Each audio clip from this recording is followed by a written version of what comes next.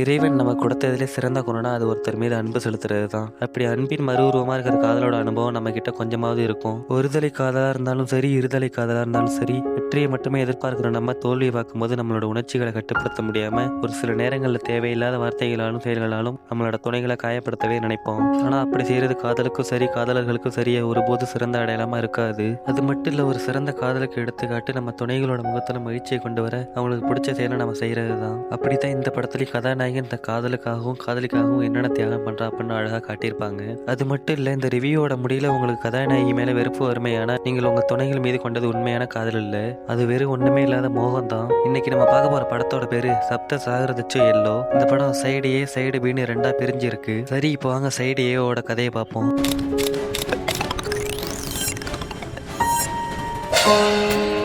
படத்தோட ஸ்டார்டிங்கில் ஒருத்தன் காரை வேகமாக ஓட்டிட்டு வரான். அந்த காரில் ஒரு பொண்ணு இருக்கா.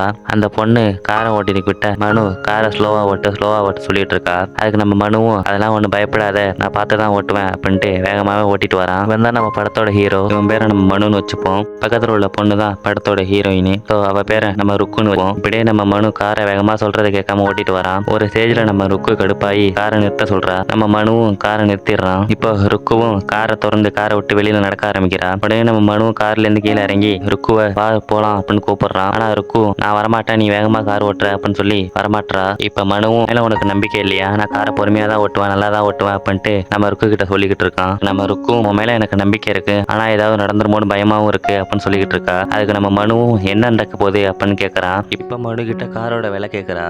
நம்ம மனுவும் என்ன ஒரு 1 to 1.5 கோடி இருக்கும் அப்படின்னு நம்ம ருக்கு கிட்ட சொல்றான். உடனே நம்ம ருக்கு மொபைல்ல ஏதோ கால்குலேஷன் எல்லாம் போட்டு உன் சம்பளம் வெறும் 12,000 தான், ஆனா நீ இந்த காரை மறுபடியும் வாங்கினா உனக்கு 80 வருஷம் ஆகும் அப்படின்னு சொல்லிக்கிட்டு இருக்கா. அதுக்கு நம்ம மனுவும் சரி, நான் செஞ்ச தப்பு தான், இனிமே ஸ்லோவா ஓட்டுறேன் அப்படின்ட்டு ருக்கு கிட்ட சொல்றான். இப்போ ருக்குவும் காம்ப்ரமைஸ் ஆகுறா. உடனே மனு நான் செகண்ட் ஹேண்ட் கேர் வாங்கணும்னா 40 வருஷமே போறோம் அப்படின்ட்டு நக்கல் அடிக்கிறான். உடனே மறுபடியும் நம்ம ருக்கு கோச்சிக்கிட்டு போறா. இப்ப பாத்தீங்கன்னா மனுவோட சேலரி 12,000, ஆனா வச்சிருக்கிற காரோட விலை 1 to 1.5 கோடி. ஸோ இது மேபி இவனோட காரை கூட இல்லாம இருக்கலாம். சரி வாங்க என்னன்னு பார்க்கலாம். இப்போ அடுத்த சீன்லயே நம்ம மனு ருக்கும் கார்ல வந்துட்டு இருக்காங்க. மறுபடியும் ருக்கு காம்ப்ரமைஸ் ஆயிட்டா போல. இப்போ நம்ம மனு ருக்கு கிட்ட ரிஹர்சல் எல்லாம் முடிஞ்சிட்டா, சரி எனக்காக ஒரு பாட்டு பாடுன்னு சொல்றான். அதுக்கு ருக்கும் நான் இப்போதெல்லாம் பாட மாட்டேன், எனக்குன்னு ஒரு மூடு வரும், அப்ப மட்டும் தான் பாட தோணும், அப்ப மட்டும் தான் பாடுவேன் அப்படின்னு நம்ம மனு கிட்ட சொல்றா.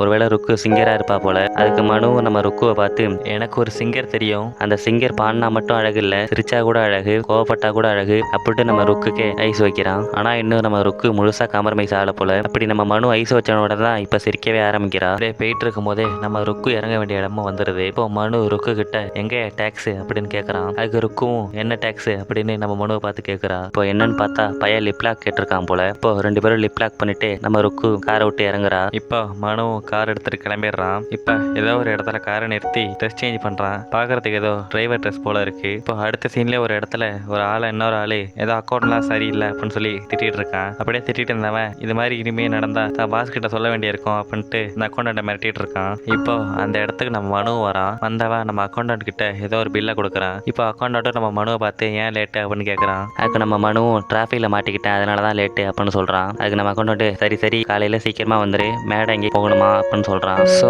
மனுவும் அங்கேருந்து கிளம்பிடுறான். இப்போ நமக்கு ஒரு விஷயம் தெரிய வருது, அந்த கார் மனுவோடது இல்லைன்னு அவன் ஏதோ ஒரு கம்பெனியில் டிரைவரா வேலை பார்க்கறானு தெரிய வருது. அடுத்த சீன்லேயே நம்ம ஹீரோ அடுத்த நாள் எழுந்திருக்கிற மாதிரி காட்டுறாங்க. எழுந்திருக்கிறவன் குளிச்சு முடிச்சுட்டு இங்கே கிளம்புறான். அடுத்த சீன்லேயே நம்ம மனு கூட இன்னொரு டிரைவர் உட்காந்து சாப்பிட்டுட்டு இருக்கிற மாதிரி காட்டுறாங்க. இப்போ நம்ம அக்கௌண்டன்ட் வந்து இன்னொரு டிரைவரை தப்பா வா சார் வந்துட்டாரு அப்படின்ட்டு எங்கேயோ கூட்டு போறான். நம்ம ஹீரோவையும் வா ஃபேக்டரிக்கு போலாம் அப்படின்ட்டு கூட்டு போறான். இப்போ அடுத்த சீன்லயே நம்ம மனு காரை ஒரு ஆளுகிட்ட ஒப்படைச்சிட்டு இன்னொரு கார்ல ஏறுறான். அந்த கார்ல ஏதோ ஒரு பிசினஸ் மேன் உட்காந்துருப்பான். இவர் தான் அந்த அக்கௌண்டன்ட் சொன்ன சார் போல. இப்போ அந்த பிசினஸ் மேனும் நம்ம மனு கிட்ட என் சித்தப்பா வரலையா அப்படின்னு கேட்கறாரு. அதுக்கு நம்ம மனுவும் அவர் கொஞ்சம் உடம்பு சரியில்லை அப்படின்னு சொல்றான். இப்போ பிசினஸ் மேனும் சரி சரி கார் எடு அப்படின்னு மனு கிட்ட சொல்றான். இப்போ நம்ம மனுவும் காரை ஸ்டார்ட் பண்ணிட்டு எங்கேயோ கார் எடுத்துட்டு போறான். இப்போ நம்ம மனு அந்த பிசினஸ் மேனை இறக்கி விட்டுட்டு எங்கேயோ சந்து பொந்தா நடந்து வந்துட்டு இருக்கான். இப்போ இந்த சைடு நம்ம ருக்குவை பார்த்தா ஏதோ பாட்டு பாட போற மாதிரி இருக்கு. செட்டப்லாம் பார்த்தா அப்படிதான் இருக்கு. இப்போ நம்ம மனுவும் நம்ம ருக்கு பாடுற இடத்துக்கு தான் வந்திருக்கான். இப்போ நம்ம ருக்குவும் பாட்டு பாட ஸ்டார்ட் பண்றா. அங்க ஸ்டேஜ்ல யாருமே இல்ல, சோ ஒருவேளை ரிஹர்சலா இருக்கும் போல. இப்போ நம்ம ருக்குவும் பாட்டு பாட ஆரம்பிக்கும் போது நம்ம மனு விசில்லாம் அடிச்சு கையெல்லாம் தட்டுறான். இப்போ நம்ம ருக்கு அருமையா பாடிக்கிட்டு இருக்கா. நம்ம மனுவும் அதை ரசிச்சிருக்கான். அவன் மட்டும்தான் ரசிக்கிறான்னு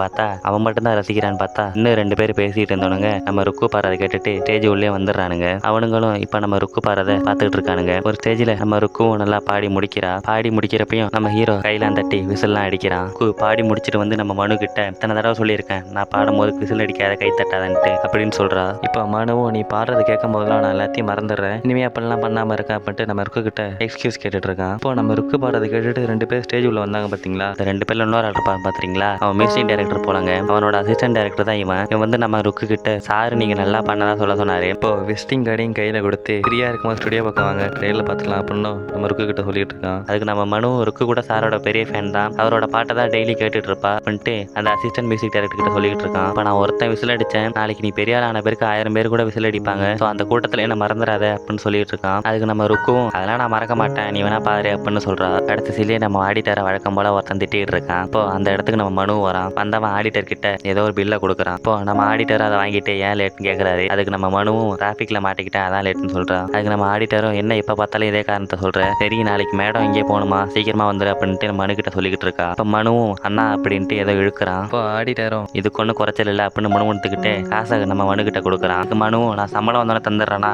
அப்படின்னு சொல்லிட்டு அங்கேருந்து கிளம்பிடுறான். இப்போ அடுத்த சீன்லேயே நம்ம ருக்குவை காட்டுறாங்க. எங்கேயே கிளம்பியிருக்கா போல இருக்கு. கிளம்பி இருக்கிறவ அம்மா லேட் ஆகுது சீக்கிரவா அப்படின்னு சொல்லிட்டு இருக்கா. இப்போ நம்ம அம்மாவும் ருக்கு கையில ஏதோ பாக்ஸ் போல தரா. இப்போ நம்ம ருக்கு தம்பி ருக்கு கிட்ட அது என்ன பாக்ஸ் அப்படின்னு கேட்கறான். நம்ம ருக்குவும் அதெல்லாம் ஒன்றும் இல்லை சும்மா கிஃப்ட் பாக்ஸ் தான், நீ ஒழுங்கா டிவிலாம் பார்க்காம ஹோம்ஒர்க் பண்ணு அப்படின்னு சொல்லி சமாளிக்கிறா. இப்போ நம்ம அம்மா உடனே ருக்கு கிட்ட இன்னும் 2 பேரும் கல்யாணமே ஃபிக்ஸ் ஆகல, எதுக்கு வீடு பார்க்க போறீங்க அப்படின்னு கேட்கறா. அதுக்கு நம்ம ருக்குவும் இப்போயே வீடு பார்த்தா தான் கிடைக்கும், இதுக்கு மேலே லேட் பண்ணா வீடுல கிடைக்க சான்ஸ் இல்லை அப்படின்னு அம்மா கிட்ட சொல்லிக்கிட்டு இருக்கா. அம்மாவும் வீடு பார்த்தீங்கன்னா இப்போலேருந்தே நீங்கள் வாடகை கொடுக்கணும், ஸோ கல்யாணம் லேட்டாக தானே நடக்க போது, ஏன் இப்போ வீடு பார்க்குறீங்க அப்படின்னு கேட்குறா. இப்போ ருக்குவும் இப்போ நான் வீடு பார்க்குறது மனுக்காக தான், நான் வீடு பார்த்தது மனு அங்கே ஷிஃப்ட் ஆகிடுவான் அப்படின்ட்டு அம்மாவை சமாளித்து இங்கேருந்து கிளம்புறா. இப்போ நம்ம ருக்கவும் கிளம்புனதுக்கப்புறம் நம்ம தம்பி அம்மா கிட்ட அது என்ன கிஃப்ட்டுமா அப்படின்னு கேட்குறான். அதுக்கு நம்ம அம்மாவும் டிவி நிப்பாட்டிட்டு ஒழுங்காக ஹோம்ஒர்க் பண்ணுறா அப்படின்ட்டு திட்டுறா. இப்போ அடுத்த சீனில் நம்ம ருக்குவையும் மனுவையும் காட்டுறாங்க. இப்போ ருக்கு அந்த பாக்ஸ்லேருந்து ஏதோ செயின் மாரி எடுத்து கழுத்தில் போட்டுக்கிறா, ஒருவேளை தாலி மாரி செட்டப் போல. இப்போ நம்ம ருக்கும் மனுவும் பண்ணுறது பார்த்தா கப்புள்ஸ் போல நடிச்சு வீட்டு தேட போகிறாங்க போல. இப்போ நம்ம ருக்கும் வீட்டு ஓனர் என்னென்ன கேள்வி கேட்டால் எப்படி இப்படிலாம் பதில் சொல்லணுன்ட்டு மனுக்கு ட்ரைனிங் கொடுத்துட்டு இருக்கா. அடுத்த சீன்லேயே நம்ம ருக்குவும் மனுவும் வீடு பார்க்க போகிறாங்க. நம்ம ருக்கு எதிர்பார்த்த மாதிரியே நம்ம வீட்டு ஓனரும் உங்களுக்கு கல்யாணம் ஆகி எவ்வளோ நாள் ஆகுது அப்படின்னு கரெக்டாக கொஸ்டின் கேட்குறான். அதுக்கு நம்ம ருக்குவும் மனுவும் அவன் கேட்குற கேள்விக்கெல்லாம் சமாளித்து இப்போ வீட்டை பார்க்க ஆரம்பிக்கிறாங்க. இப்போ 2 பேரும் வீடு பார்க்க ஆரம்பிக்கிறாங்க. உடனே நம்ம மனு வீடு இருட்டாக இருக்கிறத பார்த்துட்டு வீட்டு குகை போல இருக்கு, ஸோ பகல்லே லைட் போடணும் போல அப்படின்னு சொல்லிட்டு இருக்கான். ருக்குவும் ஆமா பகல்லே லைட் போட்டால் தான் இங்கே வாழலாம் போல அப்படின்னு சொல்லிட்டு இருக்கா. அதுக்கு மனுவும் போடாமல் இருந்தால் நல்லது தானே அப்படின்ட்டு நம்ம ருக்கு கிட்ட நக்கல் அடிக்கிறான். நம்ம ருக்கும் இதுக்கு ஒன்றும் குறைச்சல் இல்லை, எப்போ பார்த்தாலும் அதே நினைப்பில் தான் இருக்கு அப்படின்ட்டு வீடை பார்க்க ஆரம்பிக்கிறா. இப்போ அடுத்து நம்ம ருக்கும் மனுவும் வேற வீட்டை பார்க்க ஆரம்பிக்கிறாங்க. அந்த இருட்டு வீடு அவங்களுக்கு பிடிக்கல போல, பேசிக்கிட்டே 2 பேரும் கிச்சனுக்குள்ள போறாங்க. நம்ம மனு ருக்கு கிட்ட வீடு ஓகேவா அப்படின்னு கேட்கறா. அதுக்கு நம்ம ருக்குவும் வீடெல்லாம் ஓகே, ஆனால் கிச்சன் தான் சின்னதா இருக்கு அப்படின்னு சொல்லிக்கிட்டு இருக்கா.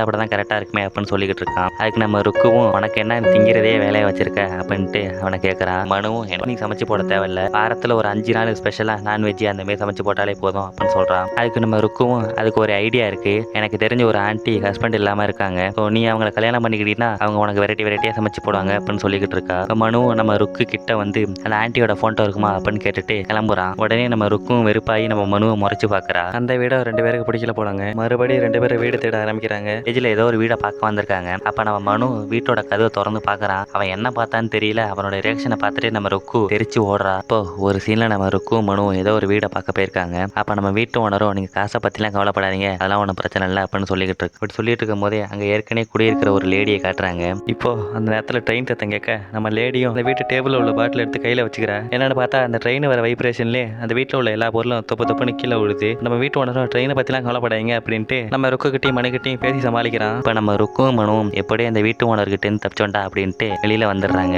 அடுத்த சீன்லே நம்ம ருக்கும் மனுவும் பைக்ல போயிட்டு இருக்காங்க. அப்ப நம்ம மனு ஏதோ ஒரு அபார்ட்மெண்ட்டை பாக்குறான். நின்று பார்த்துட்டே இருக்கிறப்ப நம்ம ருக்கு என்னன்னு கேட்கறா. இரு நம்மளால இந்த மாதிரி வீடு தான் வாங்க முடியல, சரி கனவாது கண்டுக்கிறேன் அப்படின்னு நம்ம மனு ருக்கு கிட்ட சொல்றான். இப்ப நம்ம மனு அந்த அபார்ட்மெண்ட்டே பார்த்துக்கிட்டு இருக்கான். இப்ப நம்ம ருக்கும் கனவு கண்டது போதும் வண்டி எடு அப்படின்னு சொல்றா. இப்ப நம்ம மனு கனவு கண்டதை கண்டுட்டோம், ஒரு தடவை பார்த்துட்டு வந்துரும் அப்படின்ட்டு நம்ம ருக்கு கிட்ட சொல்றான். இப்போ 2 பேரும் அந்த அபார்ட்மெண்ட்டுக்குள்ள போறாங்க. அங்க ஒருத்தன் அந்த அபார்ட்மெண்ட்டை பத்தி 2 பேருக்கும் எக்ஸ்பிளைன் பண்ணிட்டு இருக்கான். இப்ப நம்ம ருக்குக்கும் அந்த அபார்ட்மெண்ட் ரொம்ப பிடிச்சிருக்கு. இப்ப நம்ம மனு ருக்கவும் பால்கனில இருந்து இந்த வியூ ரொம்ப செமையா இருக்குல்ல அப்படின்னு பேசிக்கிட்டு இருக்காங்க. இப்ப மனுவும் எதையும் யோசிச்சுட்டு லைட்டா சிரிக்கிறான். அதை நம்ம ருக்கு பார்த்துட்டு என்ன அப்படின்னு கேட்கறா. அதுக்கு நம்ம மனுவும் நான் நம்ம லைஃப்பை ஃபாஸ்ட் ஃபார்வர்ட் பண்ணி பார்த்தேன் அப்படின்னு சொல்றான். அதுக்கு நம்ம ருக்கவும் என்ன பார்த்த என்கிட்ட சொல்ல மாட்டியா அப்படின்னு கேட்கறா. மனுவும் நமக்கு கல்யாணம் ஆகி 3 வருஷம் ஆச்சு, அது மட்டும் இல்ல ஒரு குட்டி பாப்பாவும் இருக்கு, நானும் நான் ஆசைப்பட்ட மாதிரியே டிராவல் வச்சு நடத்திட்டு இருக்கேன், நீனும் ஒரு ஃபேமஸ் சிங்கர் ஆயிடுற, ஏன் உன்னோட ஒரு பாட்டு கூட சூப்பர் ஹிட் ஆயிடுது அப்படின்னு சொல்லிக்கிட்டு இருக்கான். தேர்ந்த இருக்கும் சரி வா போகலாம் அப்படின்ட்டு நம்ம மனுவை கூட்டிட்டு கிளம்புறா. இப்போ 2 பேரும் லிஃப்ட்ல போயிட்டு இருக்காங்க. அப்போ நம்ம ருக்கு மனு கிட்ட கடைசி வரைக்கும் நம்ம ஆசைப்பட்ட மாதிரியே ஒரு வீடு பார்க்க முடியல சொல்லிக்கிட்டு இருக்கா. அதுக்கு நம்ம மனுவும் மனுவும் நீ ஊருக்கு போயிட்டு வரதுக்குள்ள நான் ஒரு நல்ல வீடு பார்த்து வைக்கிறேன் அப்படின்னு ருக்கு கிட்ட சொல்லிக்கிட்டு இருக்கான். இப்போ அடுத்ததுலேயே நம்ம ருக்கு ஃபேமிலி எங்கே போகிறதுக்காக பஸ் ஸ்டாண்டில் வெயிட் பண்ணிட்டு இருக்காங்க. அப்போ நம்ம மனு ருக்கோட அம்மா கிட்ட பேசிக்கிட்டு இருக்கான். என்ன பேசுறானா, ஆண்டி இவளை 2 நாள் கூட்டி போறதுக்கு ரொம்ப நன்றி, இவன் இல்லாம நான் நிம்மதியா இருப்பேன் அப்படின்னு சொல்லிக்கிட்டு இருக்கான். அதுக்கு நம்ம அம்மாவும் சலிக்காம இவளை உங்ககிட்ட தள்ளி விட்டு போலான்னு பார்த்தேன் அப்படின்ட்டு 2 பேரும் நக்கலா பேசி சிரிச்சிட்டு இருக்காங்க. இப்படியே பேசிட்டு இருக்கும் போதே அங்கேருந்து நம்ம ருக்கு வந்துடுறா. என்னன்னு 2 பேரையும் பார்த்து கேட்கறா. இப்போ மனு ஆண்டி ஒன்றும் இல்லையே அப்படின்னு சொல்லி சமாளிக்கிறாங்க. இப்போ நம்ம ருக்கு மனு தனியாக கூட்டிட்டு போய் பேசுறா. இப்போ மனு ருக்கு கிட்ட இப்படி அந்த கடல்ல என்னதான் இருக்கு, என்னத்தை தான் பார்க்க போற அப்படின்னு கேட்டுட்டு இருக்கான். அதுக்கு நம்ம ருக்கும் அதெல்லாம் கடலை பார்க்காதவனுக்கு அந்த அருமை தெரியாது அப்படின்னு சொல்லிக்கிட்டு இருக்கா. அதுக்கு மனுவும் கடல்லே வாழ்ந்தவங்களுக்கு தான் கொழுப்பு அதிகம் அப்படின்ட்டு நக்கலா சொல்லிட்டு இருக்கான். அப்படியே சொல்லிட்டு இருக்கிறவன் பாக்கெட்லேருந்து ஏதோ ஒரு சாக்லேட் எடுக்கிறான். ருக்கும் இதெல்லாம் யார் வந்துட்ட கேட்டா அப்படின்னு கேட்குறா. நம்ம மனுவும் இந்த சாக்லேட் ஒன்று நான் உனக்கா வாங்கிட்டு வரலாம தம்பிக்காக தான் வாங்கிட்டு வந்தேன் அப்படின்னு சொல்லி நம்ம ருக்கு கிட்ட சொல்லிக்கிட்டு இருக்கான். அப்படியே 2 பேரும் பேசி முடிஞ்சிட்டு நம்ம ருக்கவும் அவன் எங்கே போகிறாலும் அங்கே கிளம்புறா. நம்ம மனுவும் அவங்கள வழி அனுப்பி வைக்கிறான். இப்போ அடுத்த சீன்ல எவனோ ஒருத்தன் பிரியாணி யாரே கூட்டுக்கிட்டே நடந்து வந்துட்டு இருக்கான். இப்போ அந்த சீன்ல ஒரு பொண்ணு ஏதோ ஒரு இடத்துல உட்காந்து கடலையே பார்த்துக்கிட்டு இருக்கா. இப்போ அந்த ஆள் அந்த பொண்ணு கிட்ட நம்ம பெங்களூர் விட்டு போறோம், அங்க போனா நீ நல்லா படிக்கலாம், ஸோ இந்த இடத்த விட்டு போய் ஆகணும் அப்படின்னு சொல்லிட்டு இருக்கான். அதுக்கு அந்த பொண்ணும் நான் எங்க வேணாலும் போய் படிக்கலாம், ஆனா அங்க கடல் இருக்குமா அப்படின்னு கேட்டுட்டு இருக்கான். எங்க அப்பனும் உன் நல்லதுக்காக தான் சொல்றேன் அப்படின்னு சொல்லிட்டு கையில ஒரு சங்கு எடுத்து அவ காதுல வைக்கிறான். வச்சுட்டு உனக்கு எப்பெல்லாம் கடல் ஞாபகம் வருதோ இதெல்லாம் காதுல வச்சு கேளு, அப்ப அந்த கடலோட சத்தம் உனக்கு கேட்கும் அப்படின்னு சொல்லிட்டு அந்த பொண்ணை கூட்டிட்டு கிளம்பிடுறான். இப்ப அடுத்த சீன்லே அந்த கடற்கரைக்கு நம்ம ருக்கு வரதை காட்டுறாங்க. வரவே அந்த கடலை ரசிச்சுக்கிட்டு இருக்கா. நான் பார்க்கும்போது அந்த சின்ன வயசு பொண்ணு நம்ம ருக்கு தான் தோணுது. அவ தான் இப்போ சொந்த ஊருக்கு வந்திருக்கா போல. இப்போ கரண்ட் சீனை பார்ப்போம். ரசிச்சிட்டு இருக்கும் போதே மனு ருக்கு கிட்ட என்ன பீச்சில் இருக்கியா அப்படின்னு கேட்கறான். இப்படி கார்ல இருந்து கேட்டுட்டு இருக்கும் போதே அந்த கார்ல நம்ம மேடம் வந்து ஏறினவன் எப்ப பார்த்தாலும் என் போனை யூஸ் பண்ணிட்டு இருக்க, போனை கட் பண்ணு அப்படின்னு சொல்றா. இப்ப நம்ம ருக்கு மனு கிட்ட காலை கட் பண்ணாத, நீ வேணா பேச வேணாம், நான் மட்டும் பேசிக்கிட்டு இருக்கேன், அதை மட்டும் நீ கேட்டுக்கிட்டே டிரைவிங் பண்ணு அப்படின்ட்டு சொல்றா. அதுக்கு மனுவும் நம்ம ருக்கு சொன்ன மாதிரியே காரை ஓட்ட ஆரம்பிக்கிறான். இப்படியே பேசிக்கிட்டே நடக்க ஆரம்பிக்கிறவ போனை காத்துல வச்சு பீச்சோட அலை சவுண்டை கேட்டியா அப்படின்னு மனுக்கிட்ட கேட்கறா. கேட்டவ இந்த சவுண்டை கேட்கும் போதெல்லாம் எனக்கு ரொம்ப சந்தோஷமா இருக்கணும், எனக்கு பாடணும் போல தோணுதுன்னு அவன்கிட்ட சொல்லிக்கிட்டு இருக்கா. அது மட்டும் இல்ல, நீ என் பக்கத்துல இருக்கும் போது நான் அப்படிதான் ஃபீல் பண்றேன், ஸோ நீ தான் என்னோட கடல் அப்படின்னு சொல்றான். இதை கேட்டுட்டு இந்த மனு ஒரு மாதிரி பூரிச்சு போறான். அந்த நாள் நைட்டே மனு நம்ம ருக்குவோட சங்கு எடுத்து காது கிட்ட வச்சு எதையே கேட்கறான்.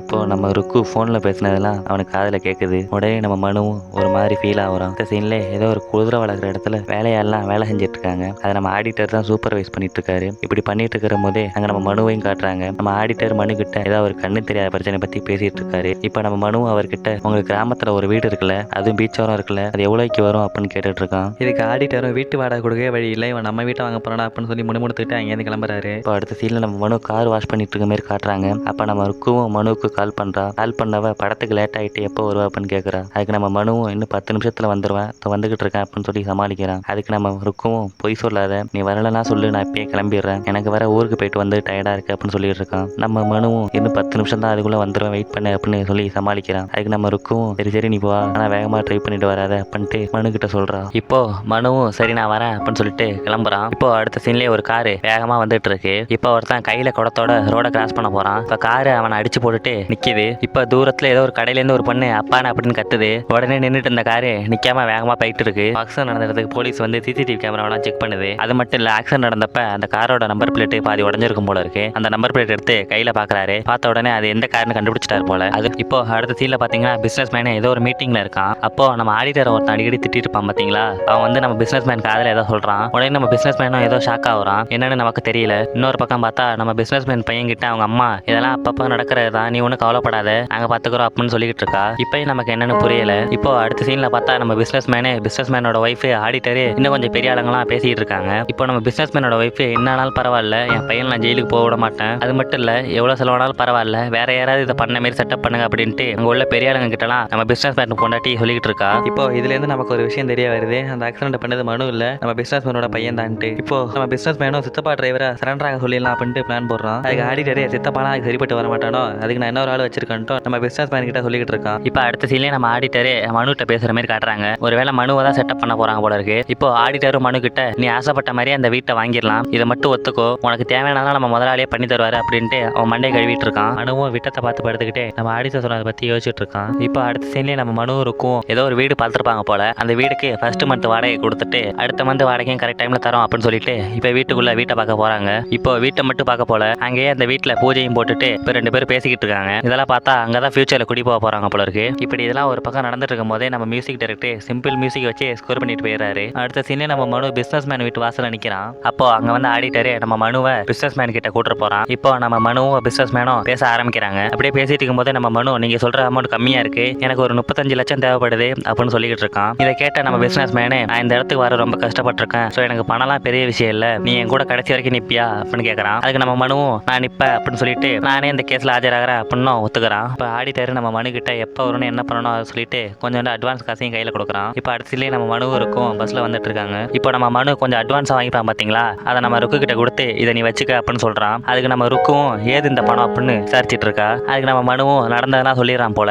இப்போ அடுத்த சீன்லேயே நம்ம ருக்கு கோச்சிட்டு போற மாதிரி காட்டுறாங்க. நம்ம மனுவும் அவளை சமாளிக்கிறான். இப்போ நம்ம ருக்கு மனு கிட்ட நீ போகக்கூடாது, அப்படி நீ போய் தான் அந்த வீட்டை வாங்கணும் அவசியம் இல்லை அப்படின்னு சொல்லிக்கிட்டு இருக்கா. இப்போ நம்ம மனுவும் அதெல்லாம் ஒன்றும் பிரச்சனை இல்லை, நான் நம்ம ஃபியூச்சருக்காக தான் இப்படிலாம் பண்றேன் அப்படின்ட்டு எப்படியே சமாளிச்சு போலீஸ் ஸ்டேஷன்ல சரண்டர் ஆக போறான். இப்போ மனுவும் போலீஸ் ஸ்டேஷன் வந்துடுறான். போலீஸும் என்னென்ன ஃபார்மாலிட்டிஸ்லாம் பண்ணுமோ அதெல்லாம் பண்ணிட்டு நம்ம மனுவை ஜெயிலில் போட்டுறாங்க. இப்போ ஒரு பக்கம் ருக்குவுக்கும் மனு சொன்னதை கேட்காம ஜெயிலுக்கு போனதுனால அவனை போய் நேரில் பார்க்கணும் கூட தோணல. அப்படியே ரூம்குள்ளேயே அடைஞ்சு கிடக்கா. சீன்ல ருக்கு வீட்டில் நம்ம அம்மா மனுவோட நியூஸை டிவியில் பார்த்துட்டு இருப்பாங்க. அப்படி பார்த்துட்டு இருக்கும்போதே நம்ம ருக்கு வந்து அவங்க அம்மாவை திட்டி அதெல்லாம் இனிமே பார்க்க கூடாது இங்க அப்படின்ட்டு கண்டிக்கிறா. இன்னொரு சைடு நம்ம மனு ஜெயிலில் நம்ம ருக்கு ஏன் நம்மளை பார்க்க வர மாட்டா அப்படின்னு நினைச்சு வேதனைப்பட்டு இருக்கான். இப்போ அடுத்த சீனே நம்ம மனுவை கோர்ட்டுக்கு கொண்டு வராங்க. இப்போ சர்ச்சும் தேவையான ஆதாரமும் இல்லை, அது மட்டும் இல்லை இது ஒரு ஹை ப்ரொஃபைல் கேஸ், அதனால நம்ம மனுவை 15 நாள் ரிமாண்ட்ல வைக்க சொல்றாரு. இப்போ நம்ம மனுவையும் ஜெயிலுக்கு கூட்டிட்டு போறாங்க. அப்போ அந்த இடத்துக்கு ருக்கு பார்க்க வரா. இப்போ போலீஸ்லாம் மனுவை ருக்கு கூட பேச கூட விடாம அவனை ஜெயிலில் போட ஆச்சிட்டு போறாங்க. இப்போ போலீஸ் நம்ம மனுவை ஜீப்ல கொண்டு போயிட்டு இருக்கு. இதை தூரத்திலிருந்து நம்ம ருக்கு வேடிக்கை பார்த்துக்கிட்டே என்ன பண்றேன்னு தெரியாம நிக்கிறா. இப்போ அடுத்த சீன்ல நம்ம மனுவையும் அவங்க கூட வந்த புது கைதிகளையும் ஜெயில போறதுக்கு முன்னாடி அங்க உள்ள ஒரு போலீஸே இந்த ஜெயில நான் சொல்றது கேட்டுதான் இருக்கணும், அப்படி யாராவது சேட்டை பண்ணீங்கன்னா உரிச்சு தள்ளிடுவான் அப்படின்னு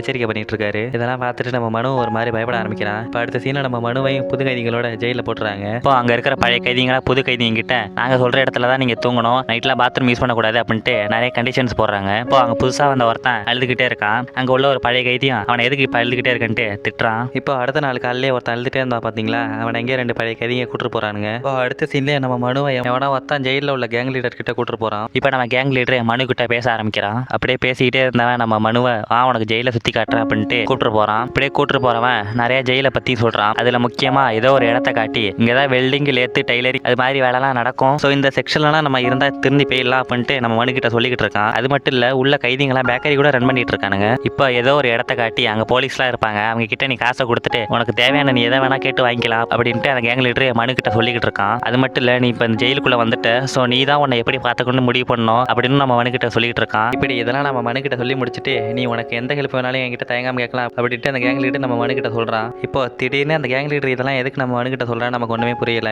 சரி வாங்க அடுத்த சீனை பார்க்கலாம். அதுக்கு நம்ம மனுவும் விசிட்டர் ரூம் எங்க இருக்கு அப்படின்னு கேட்கறான். இப்போ அடுத்த சீன்ல நம்ம ருக்கும் சமைச்சிட்டு இருக்கா. இப்போ நம்ம ருக்கோட அம்மா வந்து முந்திரி பருப்பு சாப்பாட்டுல போட்டு இது அவனுக்கு ரொம்ப பிடிக்கும், ஸோ இப்படி சமைச்சு கொண்டு போ அப்படின்னு சொல்லிட்டு இருக்காங்க. இப்போ நம்ம ருக்கு மனுவை ஜெயில பார்க்க போறா போல இருக்கு. இப்போ அடுத்த சீன்ல நம்ம ருக்கும் நம்ம மனுக்கு சாப்பாடுலாம் சமைச்சு ஆட்டோல எடுத்துட்டு போயிட்டு இருக்கா. அப்போ ஆட்டோக்கார திடீர்னு ஆட்டோ நிறுத்தி இதுக்கு மேல வண்டி போகாது, நீங்க நடந்தா போகணும் அப்படின்னு சொல்றான். அப்படியே ருக்கும் ஜெயிலுக்கு நடந்தே நம்ம மனுவை பார்க்க வரா. இப்போ நம்ம ருக்கு அந்த நியூஸ் கேட்டு நம்ம மனுவும் ஜெயிலுக்கு அந்தாண்ட நம்ம ருக்குவை பார்க்க வரான். இப்போ விசிட்டர் ரூம்ல கூட்டமா இருக்கிறதுனால நம்ம ருக்குவால மனுவை சரியாக பார்க்க கூட முடியல. எப்படியோ 2 பேரும் ஒரு வழியா பார்க்க ஆரம்பிக்கிறாங்க. இப்போ திடீர்னு பேசிட்டு இருக்கும் போதே டைம் ஆயிடுச்சு அப்படின்ட்டு ஜெயிலர்லாம் நம்ம மனுவை ஜெயிலுக்குள்ள கூட்டிட்டு போறான். அப்போ நம்ம ருக்கு சாப்பாடு கொண்டு வந்துப்பான் பாத்தீங்களா, அதுவும் கீழே கொட்டிடுது. இப்போ ஒரு மாதிரி ருக்கு சோகமாவே அங்கிருந்து கிளம்பிடுறா. நம்ம அம்மாவும் ருக்கு கிட்ட மனு சாப்பிட்டானா அப்படின்னு கேட்கறாங்க. அதுக்கு நம்ம ருக்குவும் நல்லா சாப்பிட்டான் அப்படின்னு சொல்றான். இப்போ நம்ம அம்மாவும் சரி நீனும் கொஞ்சம் சாப்பிடு அப்படின்னு நம்ம ருக்கு கிட்ட சொல்றா. அதுக்கு நம்ம ருக்குவும் நான் மதியமே நல்லா சாப்பிட்டுட்டேன், ஸோ கொஞ்ச நேரம் டிவி பார்த்துட்டு சாப்பிட்றான் அப்படின்ட்டு சமாளிக்கிறான். இப்போ அடுத்த சில்லே நம்ம மனு துணி துவச்சிட்டு இருக்கான். அங்க கேங் லீடரும் வரான். வந்தவன் விசிட்டர் ரூம்ல நடந்ததெல்லாம் கேள்விப்பட்டேன், நீ ஒன்றும் கவலைப்படாத, இங்க ஒருத்தர் இருக்கான், அவன்கிட்ட நீ காசு கொடுத்தீங்கன்னா உனக்கு மொபைல் ஃபோன் கூட கிடைக்கும், ஸோ அதில் நீ கால் பண்ணி உன் முதலாளி கிட்ட கொஞ்சம் காசு கேளு அப்படின்ட்டு சொல்றான். அதுக்கு நம்ம மனுவும் மொபைல் வாங்க எவ்வளோ ஆகும் அப்படின்னு கேட்கறான். அதுக்கு நம்ம கேங் லீடரே நீ ஒன்றும் கவலைப்படாத, நான் உனக்கு காசு தரேன், உனக்கு காசு வந்தாலும் நீ எனக்கு திருப்பி தந்துரு அப்படின்ட்டு மனு கிட்ட சொல்லிட்டு இருக்கான். அது மட்டும் இல்ல நான் போலீஸ் கிட்ட எல்லாம் பேசிடுறேன், நீ நான் இருக்கிற செல்லுக்கே வந்துடலாம் அப்படின்ட்டு சொல்லிட்டு இருக்கான். இப்போ நைட்டா ஆகுது, நம்ம மனு ஃபோனுக்காக வெயிட் பண்ணிட்டு இருக்கான். இப்போ நம்ம கேங் லீடர் சொன்ன மாதிரி அங்க ஒருத்தன் மனு கிட்ட ஃபோன் எடுத்து வந்து கொடுக்குறான். நம்ம மனுவும் பிசினஸ் மேனோட ஆளுகிட்ட ஃபோன் பண்ணி கேட்கறான். அவனும் நீ ஒன்றும் கவலைப்படாத,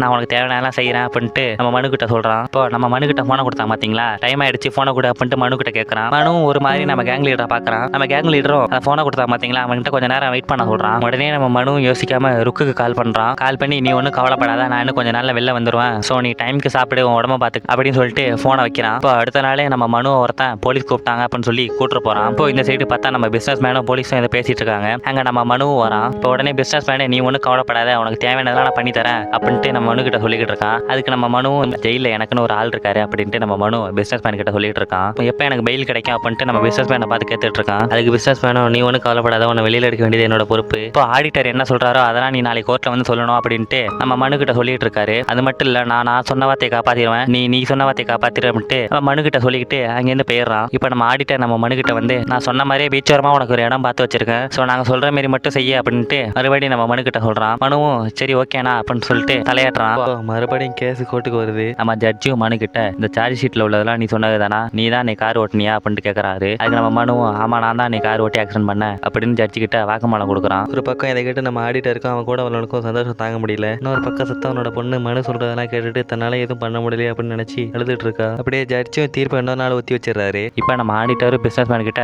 மனு சொல்லி கொடுத்த மாதிரியே சொல்லிட்டான் அப்படின்ட்டு சொல்லிட்டு இருக்காரு. அதுக்கு நம்ம பிசினஸ் மேனும் ஆடிட்டர் கிட்ட நீ ஜெயிலர் கிட்ட பேசிட்டு நம்ம மனு என்னென்ன கேட்கறானோ அந்த சலுகையெல்லாம் செய்ய சொல்லு அப்படின்ட்டு சொல்லிக்கிட்டு இருக்கான். இப்போ அடுத்த சீன்ல நம்ம கேங் லீடர் மனு உட்காந்து பேசிட்டு இருக்காங்க. அப்போ நம்ம கேங் லீடர் பிசினஸ் மேன் என்ன அவ்வளோ பெரிய ஆளா அப்படின்னு கேட்டுட்டு இருக்கான். அதுக்கு நம்ம மனுவும் ஆமா அவர் பெரிய ஆளு தான், நான் என்ன கேட்டாலும் செய்யறேன்னு சொல்லியிருக்காரு, ரொம்ப நல்லவரும் கூட அப்படின்னு சொல்லிட்டு இருக்கான். அப்படி சொன்னது மட்டும் இல்லாம உங்களை பத்தி நான் அவர்கிட்ட சொல்லி வச்சிருக்கேன் அப்படின்னு சொல்றான். அடுத்த தர வரப்ப நான் அவங்களை அவர் கூட மீட் பண்ண வைக்கிறேன் அப்படின்னு சொல்றான். இப்படி சொல்லிட்டு அங்கேருந்து கிளம்பிடுறான். இப்போ நம்ம கேங் லீடரும் பிரிச்சுக்கிட்டு விட்டத்தை பார்த்துக்கிட்டே மல்லாக்க படுக்கிறான். சிரிச்சுட்டே இருந்தவன் திடீர்னு அவன் மூஞ்சி மாறுது. அப்புறம் மறுபடியும் ஒரு மாதிரி வில்லத்தனமா சிரிக்கிறான். இப்போ அடுத்த சீன்லேயே நம்ம ருக்கோட தம்பி ஏதோ லவ் லெட்டர் எழுதி மாட்டிருப்பான் போலங்க. அதை நம்ம டீச்சர் ருக்கு கிட்ட கம்ப்ளைண்ட் பண்ணிட்டு இருக்கா. இப்படியே கம்ப்ளைண்ட் பண்ணிட்டு இருக்கும் போதே இப்படி சொல்லிட்டு இருக்கும் போதே பின்னாடி டிவியில நம்ம பிசினஸ் மேனை ஐசியூல அட்மிட் பண்ணிருக்கிறதா நியூஸ் ஓடிக்கிட்டு இருக்கு. இதை நம்ம ருக்கு ஒரு மாதிரி ஷாக்கா பாக்குறா. இப்படி பிசினஸ் மேனோட நியூஸ் கேட்டு அவளால் ஒழுங்கா ஸ்டேஜ் பெர்ஃபார்மன்ஸ் கூட பண்ண முடியல. இப்போ அதை நினைச்சு நம்ம அம்மா கிட்டயும் அழுதுகிட்டு இருக்கா. இப்போ அடுத்த சீன்ல நம்ம ருக்கு மனுவை பார்க்க போறா. இப்போ ரெண்டு பேரும் பேசிட்டு இருக்காங்க. நம்ம ருக்கு மனு கிட்ட பிசினஸ் மேன் செத்து 2 நாள் ஆயிட்டு உனக்கு தெரியுமா அப்படின்னு கேட்கறான். அதுக்கு நம்ம மனுவும் அதெல்லாம் தெரியாது அப்படின்னு சொல்றான். அதுக்கு மனு ஷாக் ஆகி அவர் இறந்தது எனக்கு தெரியாது,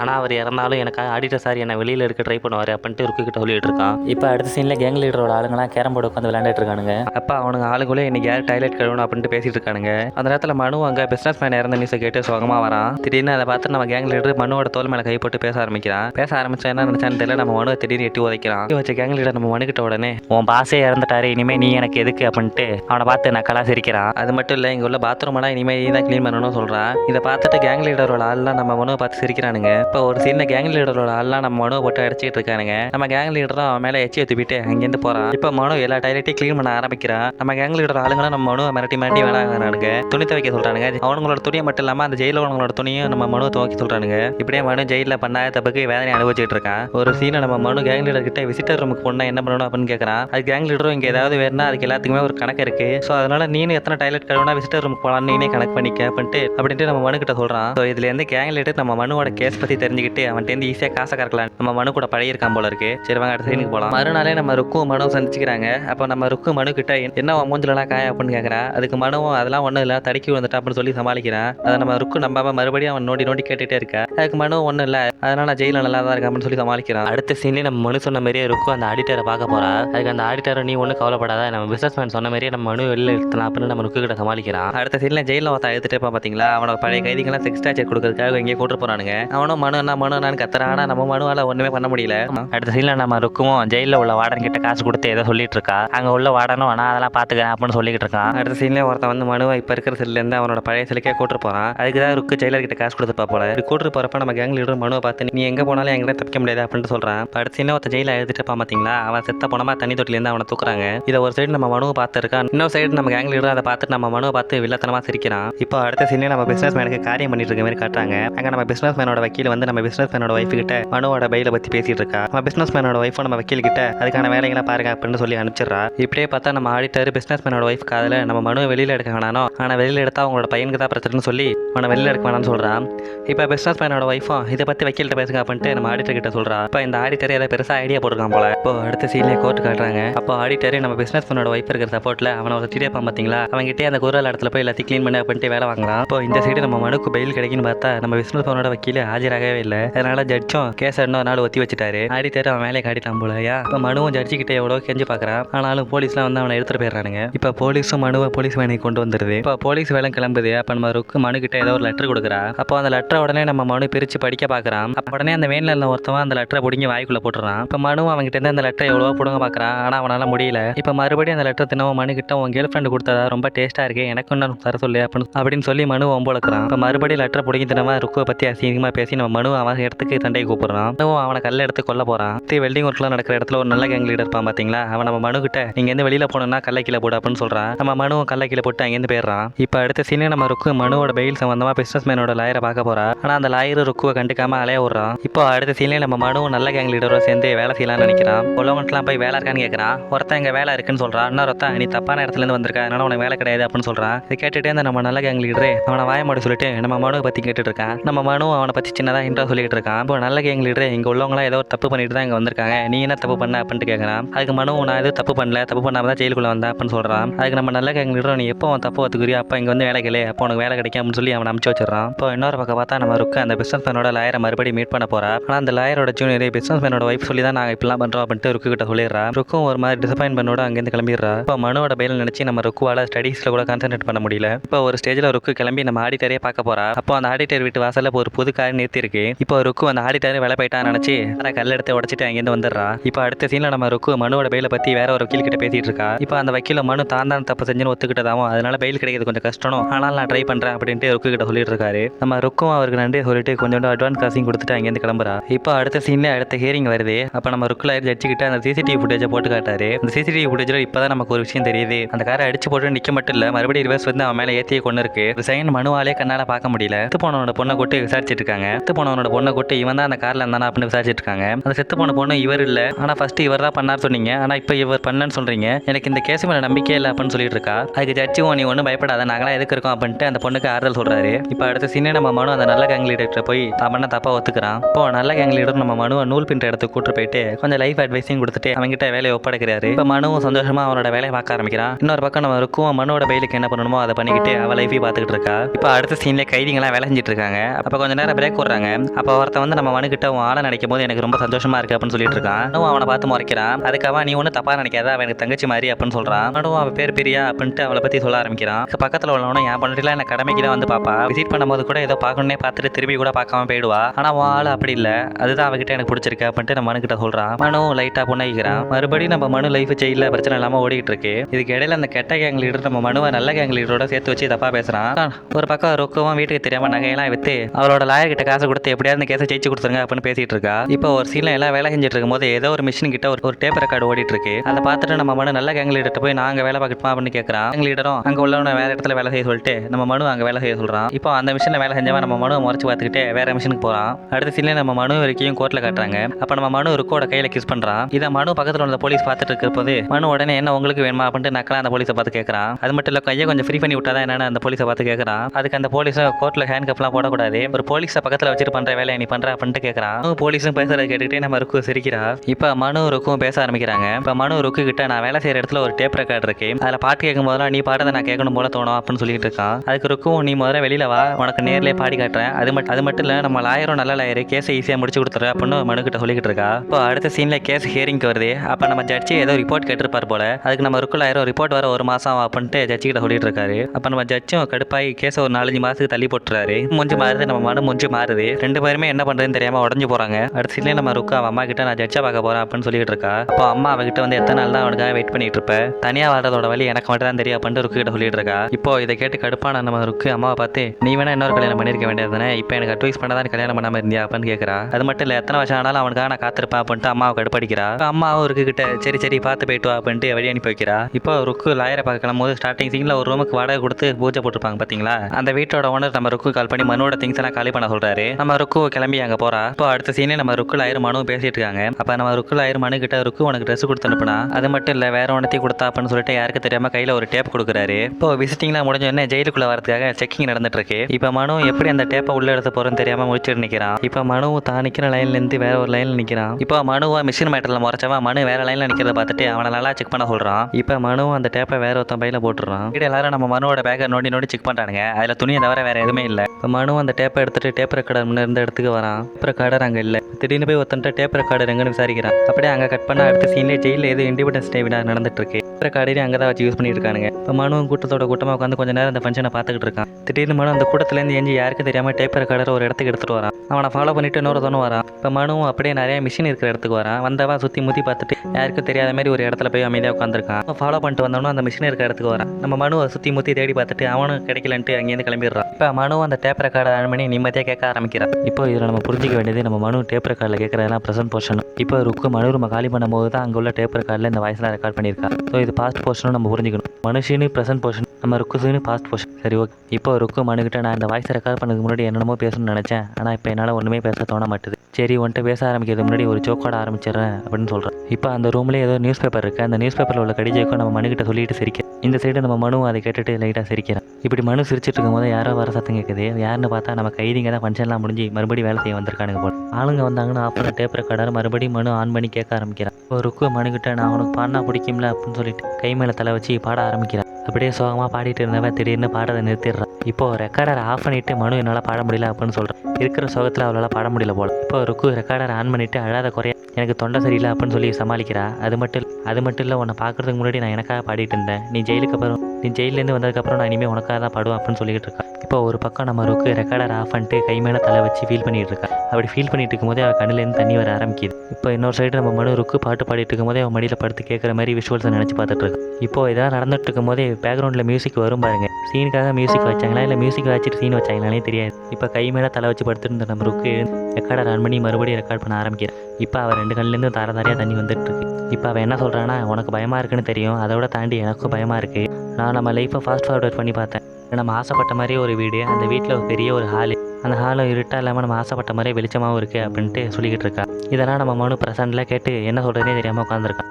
இப்போ அடுத்த சீனில் நம்ம மனு சாப்பிட்டுட்டு இருக்கான். அப்போ எவனோ கைதி ஒருத்தன் மேகசைனை போட்டி பார்த்துட்டு இருக்கான். அப்போ அந்த மேகசைனில் ஏதோ ஒரு பீச் சீன் வருது.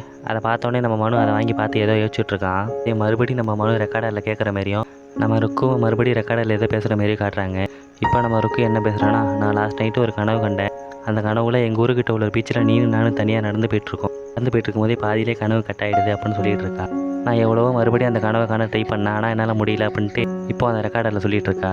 இப்போ இதுதான் அந்த மேகசைனில் கடலை பார்த்தோன்னே நம்ம மனுக்கு ஞாபகம் வந்திருக்கு போல. இப்போ மனுவே ருக்கு டேப் ரெக்கார்டில் ரெக்கார்ட் பண்ணுற மாதிரியும் அதை கேட்குற மாதிரியும் கனவு கண்டுட்டு இருக்கான். அந்த கனவுல என்ன காண்றானா நம்ம ருக்கு சொன்ன மாரி. இப்போ நம்ம ருக்கு சொன்ன மாரி அவங்க 2 பேரும் பீச்சில் தனியாக நடந்து போயிட்டுருக்காங்க. ருக்கு அந்த டேப் ரெக்கார்டில் சொல்கிற மாதிரியும் நம்ம மனு அதை கேட்குற மாதிரியும் நம்ம மனு கனவு கண்டுட்டு இருக்கும்போதே நம்ம மனு தூக்கத்துலேருந்து எழுந்திரிக்கிறான். இப்போ அடுத்த சீட்லேயே நம்ம ருக்கோட அம்மா டிவியில் ஏதோ ஒரு பொண்ணு பாடுறத பார்த்துட்டு நல்லா பாடுறாள் அப்படின்ட்டு ருக்கு கிட்ட கேட்டுட்டு இருக்கா. அதுக்கு நம்ம ருக்கும் ஏனோ தானோன்னு ஆமான்னு சொல்கிறா. இப்போ அடுத்த சீட்லேயே ருக்கோட அம்மா நம்ம மனுவை ஜெயிலில் பார்க்க வராங்க. இப்போ அவங்க மனுக்கிட்ட ருக்கு சரியாக சாப்பிட மாட்டா, தூங்க மாட்டா, பேச மாட்டா, ஏன் அவளுமே ஜெயிலுக்குள்ளே இருக்கிற மாதிரி தான் இருக்கிறா, ஏன் இப்போ அவள் பாட கூட இல்லை அப்படின்ட்டு மனுக்கிட்ட சொல்லிக்கிட்டு இருக்காங்க. இப்போ அடுத்து இதான் நினச்சிக்கிட்டே நம்ம மனு வேலை செய்கிற மிஷினில் கையை விட்டுறான். கையும் டேமேஜ் ஆகிடுது. இப்போ டேமேஜ் ஆன கைக்கு டாக்டர் கட்டு போட்டு இருக்கும்போது ஃபோனை வருதுன்ட்டு அங்கேருந்து பேச கிளம்பிடுறாரு. இப்போ நம்ம மனுவும் எஸ்கேப் ஆக பிளான் போட்டு அங்கே உள்ள ஒரு தண்ணி லாரியில் ஏறி எஸ்கேப் ஆக ட்ரை பண்ணுறான். இப்போ அந்த ஜெயிலோட என்ட்ரன்ஸ்லேயும் அந்த லாரியை மேலோட்டமாக செக் பண்ணிட்டு அனுப்ப பார்க்குறாங்க. அப்போ திடீர்னு ஜெயிலில் ஏதோ ஒரு கைதி தப்பிச்சிட்டான் அப்படின்ட்டு எல்லாருக்கும் அலர்ட் வருது. உடனே எல்லா இடத்தையும் செக் பண்ணுறாங்க.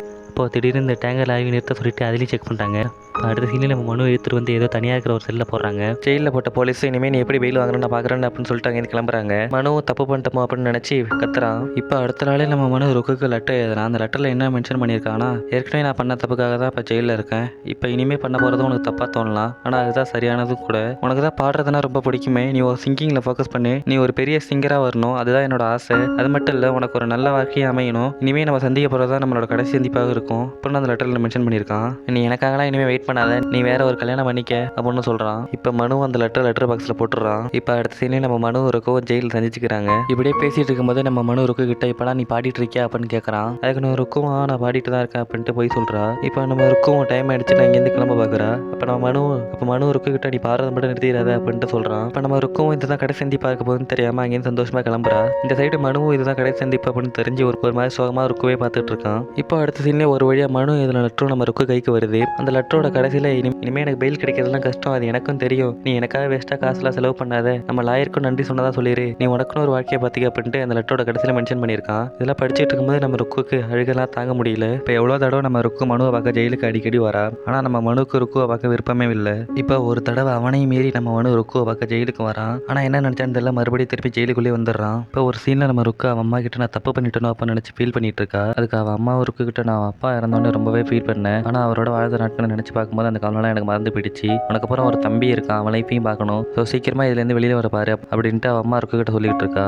அப்படியே நம்ம ருக்குவும் நாட்களை சோகமாக வெளியில் ஓட்டிகிட்டு இருக்கா. நம்ம மனுவும் ஜெயிலில் சோகமாக நாட்களை உள்ளே ஓட்டிக்கிட்டு இருக்கான். இப்போ ஒரு சைடு கோர்ட்டு நம்ம மனுக்கு 10 வருஷம் ஜெயில் தண்டனை தந்துடுது. இன்னொரு பக்கம் நம்ம ருக்குவை பொண்ணு பார்க்க வந்திருக்காங்க போல. நம்ம ருக்குவும் அவங்க கிட்ட யோசிக்காமல் எனக்கு சம்மதம் அப்படின்னு சொல்லிடுறா. இப்போ அடுத்த சீன்லேயே கெட்ட கேங் லீடர் சேர்ந்தவங்களா நம்ம மனுவோட டேப் ரெக்கார்டை தண்ணியில் போட்டு அழிச்சிடறானுங்க. அடுத்த சீன்லேயே ஒருத்தன் வந்து நம்ம மனு கிட்ட இந்த ஒரு டேப்பை மட்டும் தான் என்னால் காப்பாற்ற முடிஞ்சது அப்படின்ட்டு நம்ம ருக்கோட வாய்ஸ் ஸ்டெப்பை நம்ம மனுக்கிட்ட கொடுக்குறான். இப்போ அடுத்த சீன்லேயே ஒரு போலீஸ் கைதிகள்லாம் உட்கார வச்சு ஏதோ ஒரு கார்டை காட்டி நீங்கள் ஒரு வாரம் வேலை பார்த்தீங்கன்னா இதில் ஒரு வாரத்துக்கு 5 நிமிஷம் பேசிக்கலாம், அதுக்கு மேலே பேசணும்னா ஓட்டி பார்க்கணும் அப்படின்னு சொல்லிக்கிட்டு இருக்கான். இப்போ மனு அந்த கார்டை யூஸ் பண்ணி நம்ம ருக்கு வீட்டுக்கு கால் பண்ணுறான். ஆனால் கால் எடுக்கிறது ருக்கோட தம்பி. இப்போ மனு ருக்கோட தம்பி கிட்ட ருக்குவை பற்றி விசாரிக்கிறான். அதுக்கு நம்ம ருக்கோட தம்பி மாமா அக்காவுக்கு 27 மேரேஜ் ஃபிக்ஸ் ஆயிருக்கு அப்படின்னு சொல்கிறான். இப்போ சோகமான நம்ம மனு ருக்கோட தம்பி கிட்ட நான் ருக்கு கால் பண்ணதா சொல்ல மாட்டேன்னு ப்ராமிஸ் பண்ண சொல்கிறான். நம்ம ருக்கோட தம்பியை நம்ம மனுக்கு ப்ராமிஸ் பண்ணுறான். இப்போ மனுவும் காலை கட் பண்ணிட்டு சோகமாக நடந்து வரான். அப்படி நடந்து வந்துட்டு இருக்கும்போது அங்கேருந்து 2 பேர் மேலே தெரியாமல் இடிச்சிடுறான். அந்த 2 பேர் மனுவை பார்த்து போடா அப்படின்னு சொல்கிறானுங்க. உடனே நம்ம கடுப்பான மனு அவனை 2 பேரும் அடிச்சிடறான். இப்போ மனுவையும் மறுபடியும் தடி செல்லில் போட்டுறாங்க. இப்போ ருக்கோட தம்பியும் மனு கால் பண்ணதா ருக்கு கிட்ட சொல்ல போகிறான். ஆனால் நம்ம மனுக்கு பண்ண சத்தியத்தினால அங்கேயும் திரும்பி வந்துடுறான். இப்போ ருக்கு கல்யாணம் நடக்க போகிற நாளும் வருது. இங்கே மேலதாரத்தோட கல்யாண ஏற்பாடுகள்லாம் ஜாம் நடந்துகிட்டு இருக்குது. இன்னொரு பக்கம் நம்ம ருக்கு மேக்கப்லாம் போட்டுக்கிட்டு சந்தோஷமாக கல்யாணத்துக்கு ரெடி ஆகிட்டு இருக்கா. இப்போ மனுவும் ருக்கு கல்யாணம் ஆக போகிறது அப்படின்னு நினச்சிக்கிட்டு ஜெயிலுக்குள்ளே என்ன பண்ண தெரியாமல் அங்கேயும் இங்கேயும் சுற்றிட்டு திரியிறான். இங்கே ஜெயிலில் மனுவோட வேதனையிலே அவனோட சந்தோஷம் காயுது. அங்கே மண்டபத்தில் அக்னி தீயில ருக்குவோட சோகம் காயுது. இங்கே மனு நீர்மழையில் நனைஞ்சிட்டு இருக்கான். அங்கே ருக்கு பூமழையில் நனைஞ்சிட்டு இருக்கா. இப்படியே என்ன பண்ண தெரியாமல் அங்கேயும் இங்கேயும் சுற்றிட்டு இருந்த மனு ஒரு ஸ்டேஜில் நம்ம கெட்ட கேங் லீடர் போட்டு அடிக்கான். இங்கே ஜெயிலில் நம்ம மனு கெட்ட கேங் லீடரை ஒரு வழியாக அடிச்சு அவன் கோவத்தை குறைச்சிட்டு இருக்கான். அங்கே மண்டபத்தில் ருக்கு ஒரு ஸ்டெப்பாக கல்யாண ப்ராசஸ் பண்ணி சந்தோஷத்தை அதிகப்படுத்திட்டு இருக்கா. இங்கே பழியை ஏற்றுக்கிட்டவன் நெஞ்சில் வலியை ஏற்றுக்கிறான். அங்கே புது வழியை ஏற்றுக்கிட்டவ கழுத்தில் தாலியை ஏற்றிக்கிறா. இப்போ கெட்ட கேங் லீடர் ஆள்லாம் நம்ம மனு போட்டு அடிச்சிட்டு இருக்கானுங்க. இப்போ இந்த சைடு ருக்கு நெத்தி நம்ம குங்குமம் வச்சு காலில் மெட்டி போட்டு ருக்கோட கல்யாணமும் முடியுது. இப்போ அவனுங்க அடிச்சேற நம்ம மனு அன்கான்சியஸ் ஆகிடுறான். இப்போ நல்ல கேங் லீடர் ஆளுங்க தான் அவனுங்கிட்டேருந்து மனுவை காப்பாற்றி ஹாஸ்பிட்டலில் சேர்க்குறானுங்க. இப்போ மனு கண்ணு முடிச்சது நம்ம நல்ல கேங் லீடர் மனு கிட்ட நான் என் கோவத்தால் தான் என் மனைவி இழந்தேன், அது மட்டும் இல்லை இந்த ஜெயிலில் உனக்கு சேஃப் இல்லை, அதனால வார்டன் கிட்ட சொல்லி உன்னை வேற ஒரு ஜெயிலுக்கு ஷிஃப்ட் பண்ண ஏற்பாடு பண்ணியிருக்கேன் அப்படின்னு பேசிட்டு இருக்காரு. இப்போ அடுத்த சீன்லேயே 10 வருஷம் கழிச்சு நம்ம மனு ரிலீஸ் ஆகிற மாதிரி காட்டுறாங்க. பார்க்குறது ஏதோ நியூ லுக்கில் இருக்கான். இதோட இந்த படம் முடியுதுங்க. இது மாதிரி வேற ஒரு நல்ல படத்தில் சந்திப்போம். அதுவரை உங்களிடமிருந்து விடைபெறுவது சீன் பிளே ஹரி.